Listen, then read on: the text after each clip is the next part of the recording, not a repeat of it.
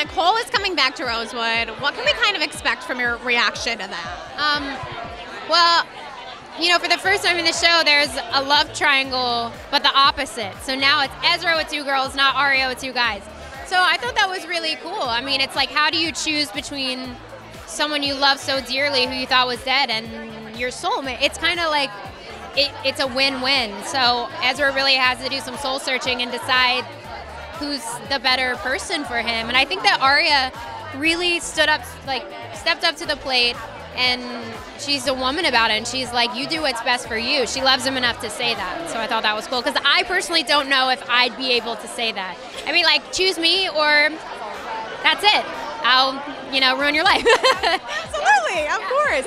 I feel like we are going to see a little bit of a different side of her this season, the second half. Is she going to hit a breaking point, maybe-ish? Yeah, I mean, Aria gets to go down a dark, twisted path, which we haven't gotten to see much of from Aria's point of view, at least. So it gets pretty twisted. It gets pretty, Aria gets put in some uncomfortable situations, and she has to make some huge life-changing decisions and things that might affect her friendship with the girls and her friendship or her relationship with Ezra, and everyone and everything that means a lot to her is at stake. So it's big. When you found out who Uber A was, obviously you were shocked. What was your reaction though? Like, what kind of feelings are you having? I was relieved to finally know.